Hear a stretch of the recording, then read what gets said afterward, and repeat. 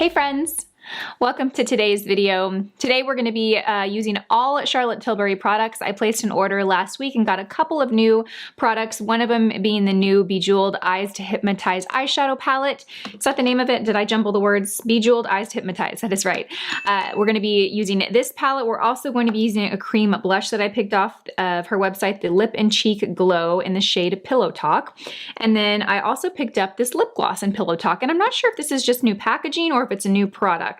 But either way, I was going to do a tutorial just kind of focusing on those three, and then I realized, let me go through my collection and see if I can do 100% Charlotte Tilbury, and I think I'm almost there. There are a couple things that I'll have to be using other products for, like brows, but I have a pretty good collection here of Charlotte Tilbury, so we are going to do let's just call this a full Charlotte Tilbury tutorial. Yeah, let's go ahead and get started. Okay, so the foundation I'm going to be using today is the Magic foundation. Now, I have tried this foundation. I've also tried her more recent foundation. I think it launched last year. It's the Airbrush Flawless, or the Flawless Airbrush, and I was not a fan of that foundation. I found it to be way too heavy. This one I find offers really great coverage and has more of a natural look to it. I still feel like this foundation, if I had to categorize it in like really natural or more coverage, I would put it in the more coverage category. It has, if I remember correctly, it's been a while since I wore it. It does have kind of like not a real dry matte finish, but definitely not a dewy or glowy finish either. Kind of just more like a natural or velvety finish. It does have an SPF of 15. I'm holding this because I dropped the bottle. I have the cap here in my hand. Okay, yeah, foundation is not what you want to drop on your carpet. It does have an SPF of 15, and I am the shade 5 medium. So this is what the consistency of the foundation looks like. You can see it's slowly starting to slide down my hand, but it's pretty thick. And I'm going to go in and start in the center of my face.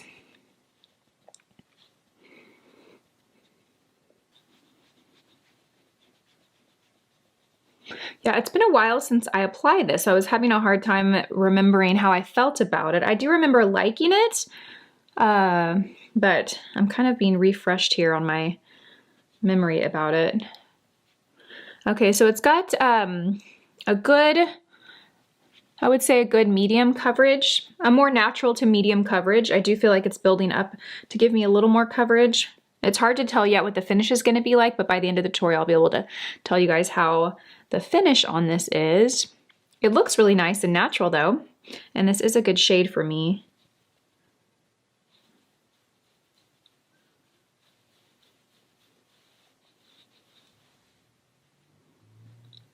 Yeah, that looks really nice and natural. I don't know why in my head I thought this was a little heavier of a foundation than it actually is. Okay, so I used a solid pump, and I was able to apply that all over my face without it feeling or looking heavy, I feel like. Okay.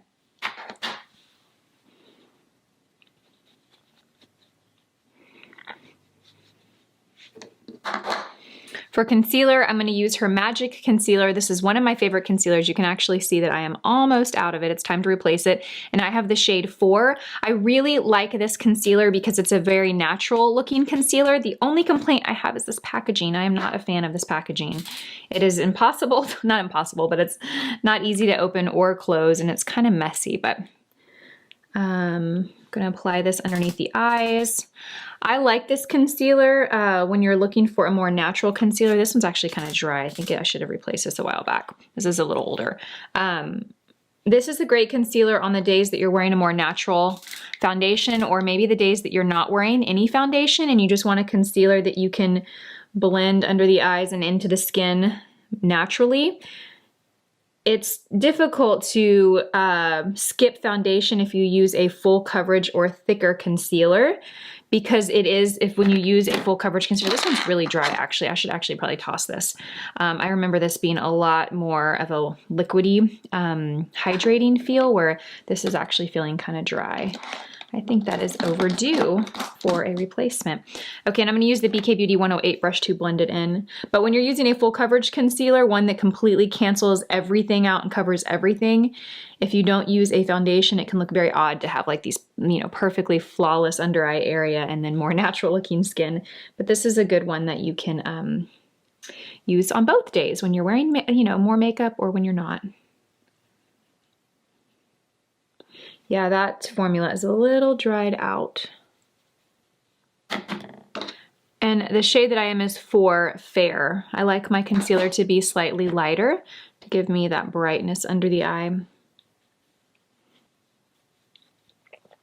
I will say if you have really dark under eye area, I mean, I have dark under my eyes, but if you have really, really dark under eyes, you want to avoid going with a concealer that's lighter like this because it's not really going to conceal that darkness. It's almost going to make the area look like there's a gray tint or cast over it. It's kind of like having a really dark bruise and then wearing like light colored or white pantyhose. You're not really fooling anybody. You know, you're going to still see that darkness coming through. So you do need to use a concealer that is as dark as your skin or something that has a peach tone to it. I actually have her color corrector here, which is nice. It's not really orangey. You can find one that has more orange to it. That'll really cancel out darkness, and then you can put a lighter concealer on top. But I think a common mistake that people make is they have really dark under eyes, so they grab something really light to try and conceal it. That will not conceal it. You need something that is, you know, your skin tone or an orange color corrector first. Then you can go add and add brightness. Okay, next we're going to use her loose powder, and I have the shade Magic Powder for under eye and face. Which one is this? Oh, this is Fair 1. If I remember correctly, there's one that's kind of yellow and then this one's kind of pink. I do like this powder. I don't like the smell of it. It has a very odd smell though. And I'm just gonna be real light. I always start in the nose. That's where I tend to get the oiliest, and then I'll go under the eyes. One thing you wanna be careful of if you do set under the eyes like I do with powder, I always do, is that you don't wanna take your brush straight from the powder product directly under your eye, because think about it. The first place you put your brush in, you know, in the compact, you're gonna have the most product on it at that moment. If you go directly under the eye, that means you're applying the most powder underneath that eye, and because that area is so delicate and thin, and we tend to have fine lines or texture there, putting too much powder product is just gonna make that area look drier and cakey and accentuate all that texture. So the key is to go in first around the nose or other areas of the face, then once you've gotten most of the product off the brush, then go back and set under the eyes. That is a little trick for you if you have tried to use powder but you find that it just looks too dry, and it might be that you're going in, you know, first thing after you pick it up with. Does that make sense? I feel like I'm too wordy today.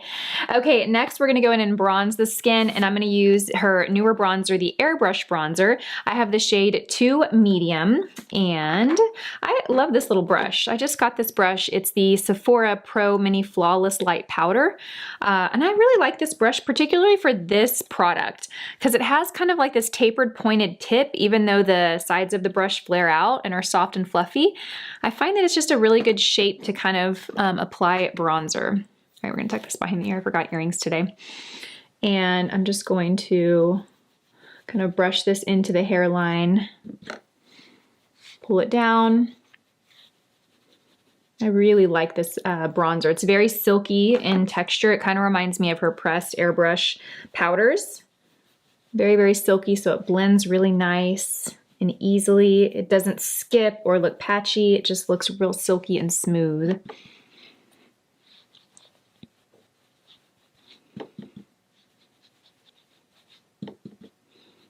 And I always like to add bronzer here in the hairline, kind of work it into the hairline, especially when you're working with like a real warm bronzer like this. It just gives that really beautiful, like, I like how it just highlights the center of the face and the areas that you skipped bronzer.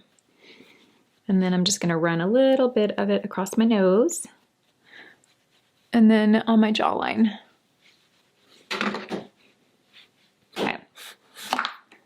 Okay, I'm gonna go ahead and do my brows. I'm gonna go ahead and do my brows off camera, and I'll be right back.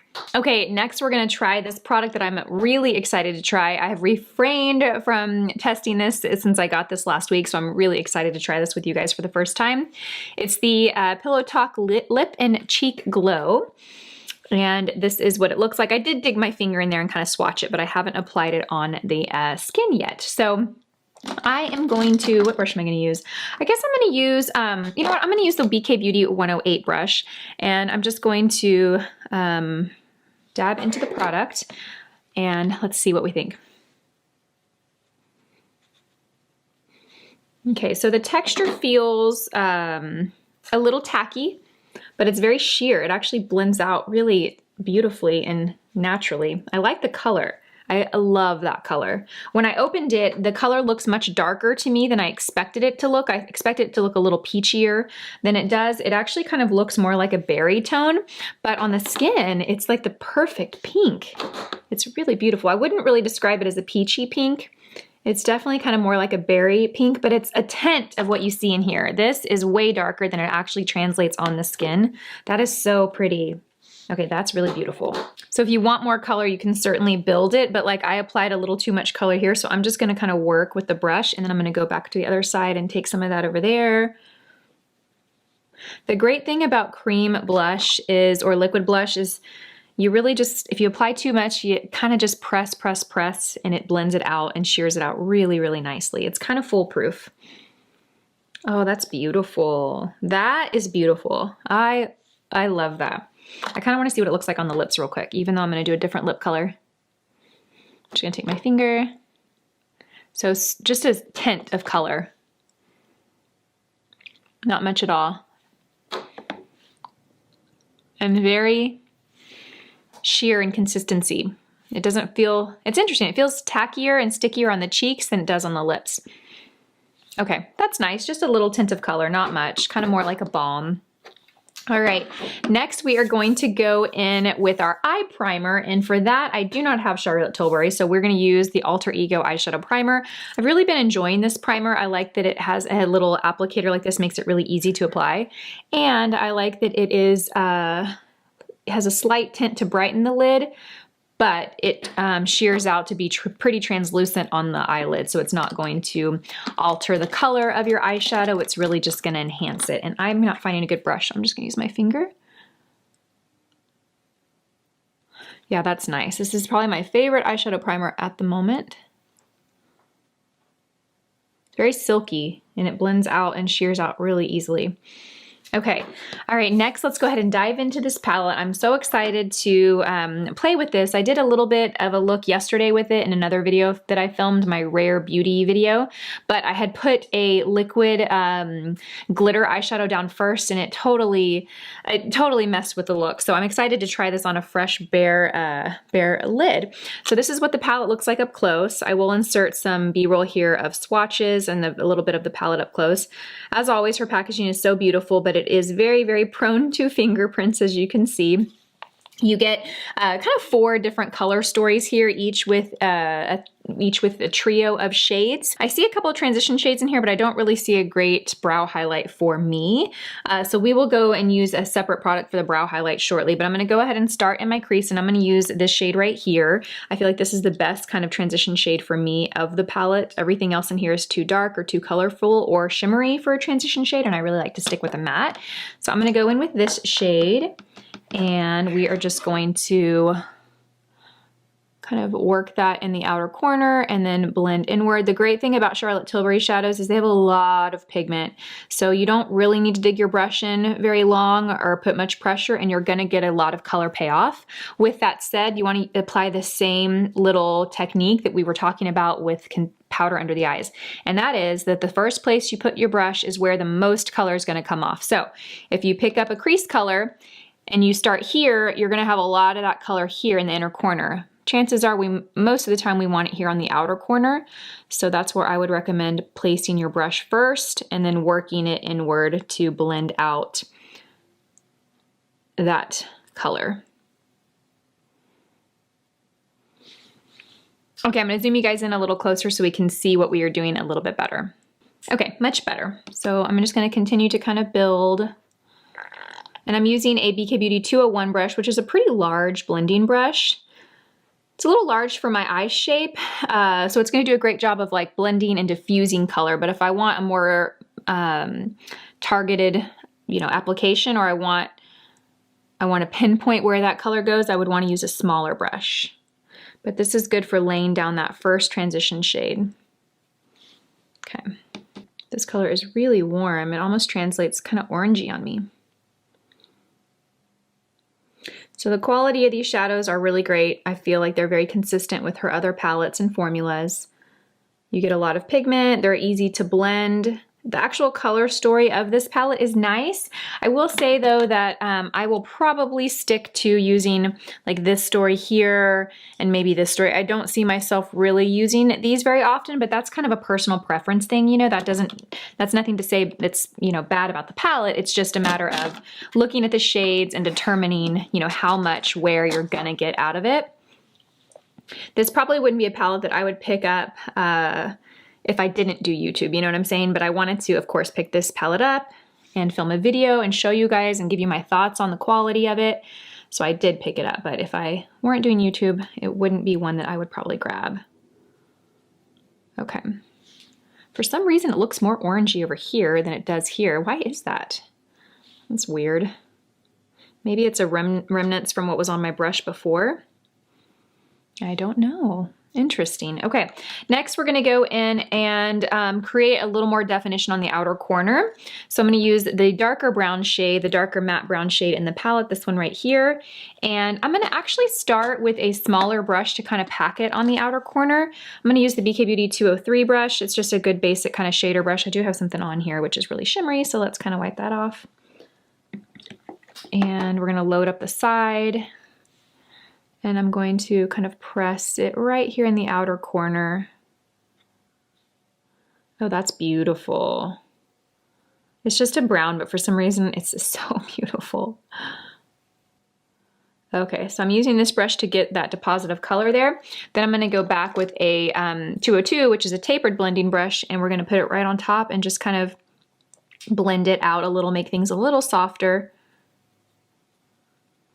That's a really pretty rich brown. That's gonna kind of tone down this orange we have going on over here. So if you notice, I'm just using this brush to apply the color, and then I'm gonna use another to blend it out. When you are using a dense brush to apply, you don't really need to worry about it looking, you know, blended or pretty and kind of look like a hot mess like it does now, but then you're gonna go back in with that blending brush and that's gonna do all the work for you. This is such a beautiful brown. I know it's just a brown, but it is not just a brown.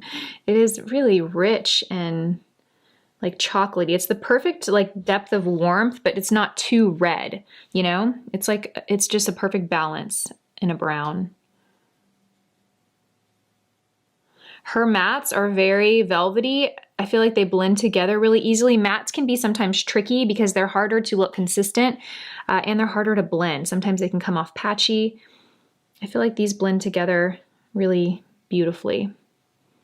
Okay, now I'm just taking my time to kind of even things out. Now that I have both eyes applied, I'm just gonna even everything out to make sure that we have two similar looking eyes, you know, two sisters, not twins, because my eyes are so different, especially as I get a little older.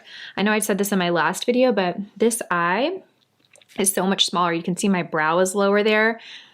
And sometimes when I do more dramatic makeup like this or real dark eyeshadow, it makes it more obvious. So I try and even things out as much as I can with makeup, but you know what? It's my face and it's what you know, there's only so much you can do. Not complaining, it's just what it is, you know? Okay, next we're gonna go in and we are gonna apply a shimmery, brighter shade in the, on the center of the lid. And so I'm gonna switch brushes. I'm gonna use the same brush, but I'm gonna get another one that's not, you know, layered in dark matte shadow. And for that, I think what we'll do is we are gonna do, let's do this shade right here, this really pretty kind of honey shimmery shade. We're gonna pack that on the center of the lid and then we're gonna go into the inner corner and use a lighter one. But we're gonna pack that, pick up a brush on its side, really just lay that right there in the center of the lid. I'm trying not to get it all the way to the inner corner. Again, I wanna leave that space for another shade. This is pretty. This reminds me of like, what is this? Like a very, very light copper. Not like a real orangey copper, a very light copper shade. Kind of like honey. Very pretty. That's gorgeous.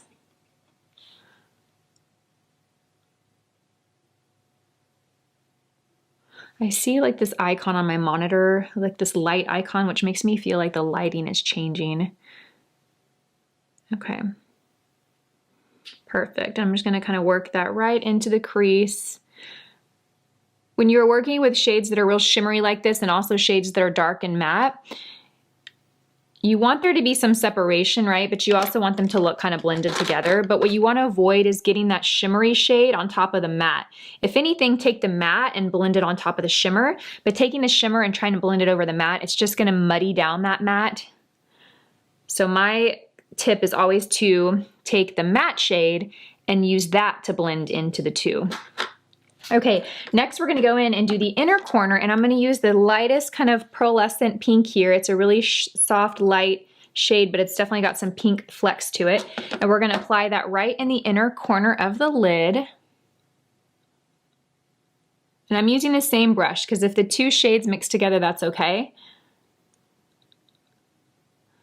And so what I'm doing here is that's just brightening that inner corner a little bit. Sometimes it's like those small little details. I totally could have taken that first shimmer shade and taken it all the way to the inner corner, but these little tiny extra steps make such an impact on the overall look. So pretty. Okay. Oh, this formula is beautiful. Okay, I really, really love that. Okay, next I'm gonna go back and I'm gonna take my blending brush. I'm gonna take that first shade, that real kind of like orangey brown, and I'm gonna softly, softly blend that up here because I want a peak of that always coming up, okay? Okay, I'm gonna add liner to the top. I'm using actually a new product from Wet n Wild. It's the Breakup-Proof Waterproof Liquid Eyeliner.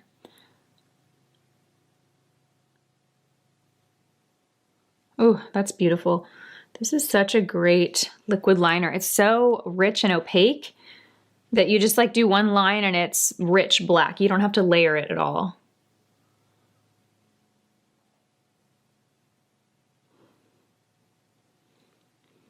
And I like the tip of it. It's real flexible, so it's really easy to control and apply. Okay, I'm gonna dig into this shade right here. It is the purple shimmery shade, and we're going to run that on the lower lash line.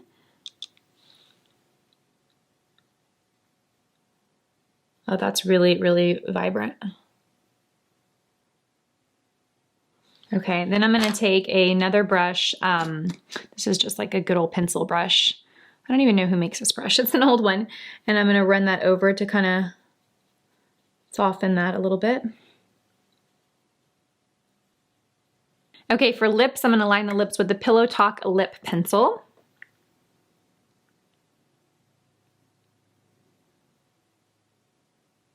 This is like my natural lip color, pretty much exactly. And then we're going to apply the Dancefloor Princess lipstick. This is one of my favorite colors. It's such a nice, soft, nude, rosy pink. Then I'm gonna top it off with this new lip gloss I got. This is the Pillow Talk lip gloss. And I don't know if they just redid the packaging or what's different about this, but oh, so pretty. Okay, I love this gloss. It just gives a real wet, super high gloss look to the lip. Doesn't change the color. I'll let you guys see on my hand here so you can see. It's very sheer, just kind of like a tint of pink and really, really fine shimmer to it. Look at how glossy that looks. That's beautiful. It feels very lightweight. It doesn't feel sticky or tacky or thick. Okay, that's beautiful. And this is the finished look. So to recap you on the new products that I tried today, the palette the quality is great. If you are familiar with Charlotte Tilbury's formulas and you like them, you won't be disappointed in the formulas of this. Again, I think it just comes down to a preference on the shades. I do think that they offer a beautiful selection of shades here, but kind of knowing what my personal preference is and what I tend to lean towards, I know that normally I'm probably not gonna reach too much here in the center. So this wouldn't have been a palette that I would have picked up, again, if I hadn't been doing YouTube and I didn't want to kind of just cover this in a video for you guys. But as far as the quality formula, I mean, it's pretty top notch. So that's my thoughts on the palette. My thoughts on the lip gloss is I love it. If you like a real sheer, super glossy, really fine shimmer gloss that feels lightweight on the lips, this is great. It's a great lip topper. It's not going to offer a lot of color though. So if you are someone that likes more pigment in your lip glosses, that likes, maybe you like to skip lipstick and apply one product and have, you know, rich pigment and shine, you're not going to get it from this.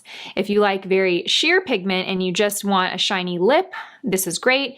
Or if you want something to top on top of lipstick like I did today, this is great. The formula feels fantastic. I really can't think of a formula that I like better. There are formulas that I like as much, like the Milani Keep It Full, I think is the name of that formula. I really like that. But the formula of this is really great. It's not sticky, it's not thick, it doesn't feel heavy on the lips, and I really like the shade. It's beautiful. And then the blush. I really like this blush. I love the color of it. I love how it gives a soft glow to the cheeks. Very subtle. It's very easy to blend out. I do think you can build it to get more color from it, or you can sheer it out to get something really natural. It is a product that you can wear, you know, without foundation, so you don't need to have a full face of makeup on. If you just want to throw this on your cheeks one day and a little tinted moisturizer, this will be perfect. The texture of it does feel a little tackier than other cream blushes or liquid blushes, so that's one thing to think about if you're real sensitive to texture or real particular about texture. It does feel a little stickier. Let's see how it feels on the cheek. Yeah, you still feel that, and it's been on for about 20-30 minutes, and you still feel that. Of course, you don't feel it unless you touch it, but it is there. As far as how to wear under a mask, I don't know, something to think about, right? If you have a mask on, that's probably gonna transfer, but otherwise it's really beautiful. So yeah, that is my review on those products. A few other products that I wanna mention. Oh, let's talk about the foundation actually, because I wanted to give you guys a recap.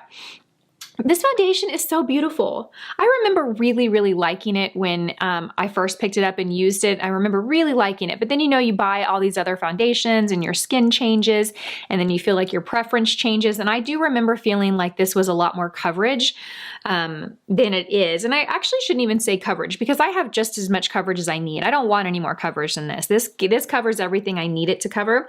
But in my head, I felt like I thought that it got a little heavy, but it doesn't. It doesn't look heavy at all. I'm probably thinking of the Airbrush Flawless foundation. That one I was not a fan of. And I think that's the one Charlotte Tilbury product that I've tried that I haven't liked. But anyhow, I hope you guys enjoyed this fun little kind of Charlotte Tilbury get ready with me tutorial.